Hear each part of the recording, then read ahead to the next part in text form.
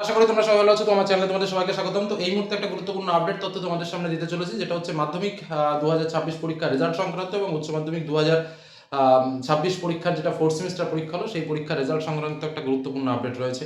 প্রথম কথা হচ্ছে আমাদের রেজাল্ট কবে বেরোবে। আমরা তোমাদের বলেছিলাম যে স্বাভাবিক নিয়মে যদি রেজাল্ট বেরোয় তাহলে মে মাসের সেকেন্ড উইক অর্থাৎ 15 তারিখের পরে রেজাল্ট বেরোতে পারে, এবং আর একটা গুরুত্বপূর্ণ সম্ভাবনা রয়েছে যেটা হচ্ছে এপ্রিল মাসের 10 থেকে 15 তারিখের মধ্যে একটা রেজাল্ট বেরোনোর সম্ভাবনা রয়েছে।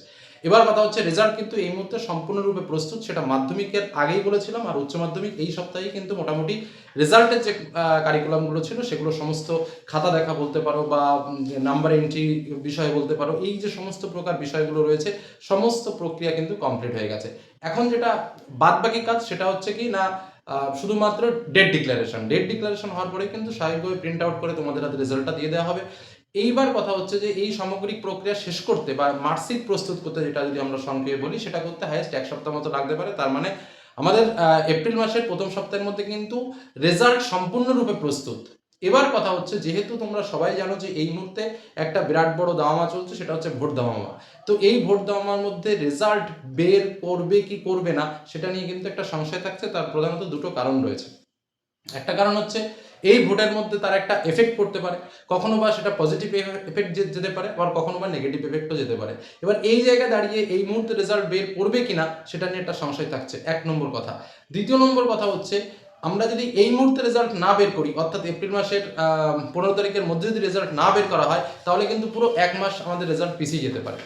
এই যে দ্বিধাগ্রস্ত অবস্থা রয়েছে, কেন এক মাস পিছিয়ে যেতে পারে? কারণ এপ্রিল মাসের 15 তারিখের মধ্যে যদি রেজাল্ট না বের করতে পারে, তাহলে স্বাভাবিকভাবে আমার 23 তারিখ এবং ওদিকে 29 তারিখ ভোট, তারপরে যথারীতি 4 তারিখে ভোটের রেজাল্ট, তার একটা মানে কমপ্লিটেশন যাকে বলা যায়, সেটা কমপ্লিট করতে করতে আরও 2-3 দিন সময় স্বাভাবিকভাবে লাগবে।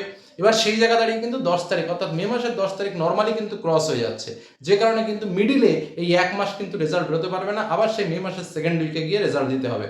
এখন এই পরিস্থিতিটা কোন দিকে যায়? একদম শর্টকাট যদি আমি তোমাদের বলি যে রেজাল্ট সম্পূর্ণরূপে প্রস্তুত। এবার রেজাল্টটা পাবলিশ হওয়াটা শুধুমাত্র সময়ের অপেক্ষা এবং সবুজ সংকেতের অপেক্ষা। হঠাৎ করে 15 তারিখের আগেও রেজাল্ট দিতে পারে, আর 15 তারিখের মধ্যে যদি রেজাল্ট না দেয় তাহলে স্বাভাবিকভাবে এক মাস পিছিয়ে যেতে পারে।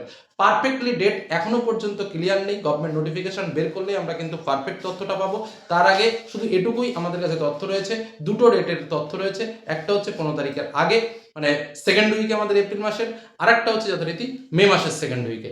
মিডিলে রেজাল্ট বেরোনোর সম্ভাবনা ক্ষীণ বা নেই বললেই চলে।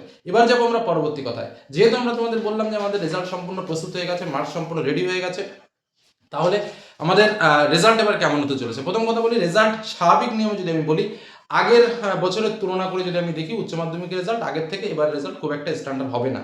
কারণ কি? কারণ অনেকগুলো নম্বর আগে যেভাবে উঠেছে এবছর কিন্তু সেভাবে উঠবে না। তার জন্য যদি বলা হয় দায়ীকে, দায়ী কি ছাত্রছাত্রী? না, সম্পূর্ণরূপে ছাত্রছাত্রীকে দায়ী করা ঠিক নয়, কারণ তার জন্য কিন্তু কোশ্চেন প্যাটার্ন অনেকাংশেই দায়ী রয়েছে।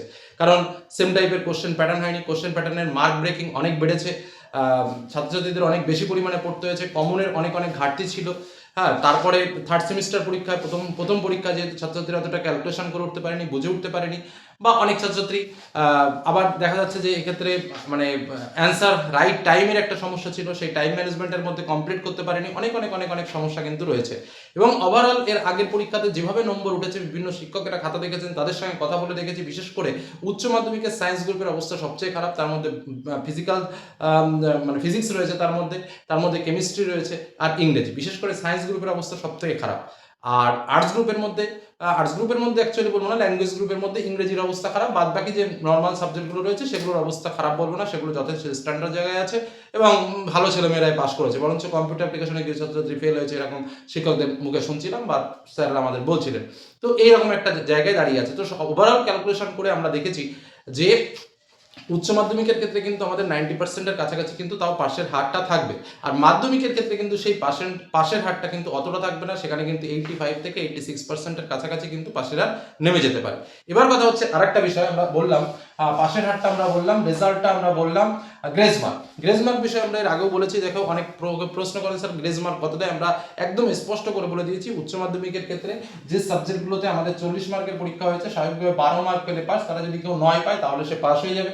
যেগুলো 35 মার্কের মধ্যে পরীক্ষা, সেগুলো স্বাভাবিকভাবে 11 পেলে পাস, সেগুলোতে যদি কেউ 8 পায় তাহলেও কিন্তু সে পাস হয়ে যাবে। অর্থাৎ উচ্চ মাধ্যমিকের ক্ষেত্রে গ্রেজ মার্ক 3। অন্যদিকে মাধ্যমিকের ক্ষেত্রে যেটা আমরা বলেছিলাম টোটাল মিলে, অর্থাৎ প্রজেক্ট আর থিওরি দুটো মিলে কিন্তু 15 পেলে পাস। সেগুলো সেক্ষেত্রে যদি দুটো মিলে কেউ 10 বা 11 নম্বর পায় সেক্ষেত্রে তার টেনশন নেই, স্বাভাবিকভাবে 5 মার্কস মতো কিন্তু গ্রেস মার্ক এবছর দিতে পারে। অর্থাৎ মাধ্যমিকের ক্ষেত্রে 5 মার্ক এবং উচ্চ মাধ্যমিকের ক্ষেত্রে কিন্তু 3 মার্ক। এবার সেটাও বুঝতে হবে, উচ্চ মাধ্যমিকের ক্ষেত্রে 3 মার্ক এটা হচ্ছে 40 বা 35 মার্কের মধ্যে, আর এটা কিন্তু টোটাল 100 মার্কের মধ্যে হচ্ছে।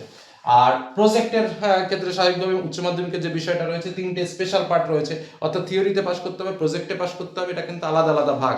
আমি শুধুমাত্র একটাতে পাস করলাম বা উভয় মিলে পাস করলাম সেটা কিন্তু হবে না। আর একটা বিষয় যেটা অনেক ছাত্রছাত্রীরা জানতে চাই যে স্যার আমার একটা সাবজেক্টে ফেল হলে কি আমি পাস করে যাব? দেখো, উচ্চ মাধ্যমিকে যাদের শুধুমাত্র অ্যাডিশনাল সাবজেক্ট আছে তারা যদি মেইন সাবজেক্টের মধ্যে কোনো একটা সাবজেক্টে ফেল হয় তাহলে কিন্তু সে স্বাভাবিকভাবে পাস হয়ে যাবে, কিন্তু মাধ্যমিকের ক্ষেত্রে কোনো একটা সাবজেক্টে ফেল হলেই স্বাভাবিকভাবে সে ফেল হয়ে যাবে। আর গ্রেস মার্ক কটা সাবজেক্টে দেওয়া হয়, এই যে প্রশ্ন উত্তর আমি এর আগেও বলেছি, গ্রেস মার্ক তোমার যদি 7টা সাবজেক্ট থাকে, 7টা সাবজেক্টে মাধ্যমিকে 7টাতেই গ্রেস মার্ক দেওয়া দিতে পারে, সেক্ষেত্রে কোনো রকম কোনো সংশয় নেই। আর আর একটা বিষয় সেটা তো আমি বললাম যে কোন কোন সাবজেক্টের রেজাল্ট কেমন কি। তো এই হলো আমাদের টোটালি আপডেট তথ্য যেটা আমাদের কাছে এই মুহূর্তে রয়েছে, সেটা তোমাদের কাছে শেয়ার করলাম। আরও কিছু যদি জানতে চাও অবশ্যই কমেন্ট সেকশনে এসে কমেন্ট করো, চেষ্টা করবো তোমাদের প্রশ্নের উত্তর দেওয়া। তো আজকের মধ্যে এখানে শেষ করছি। সকলে ভালো থেকো, সুস্থ থেকো, সাবধানে থেকো, ধন্যবাদ।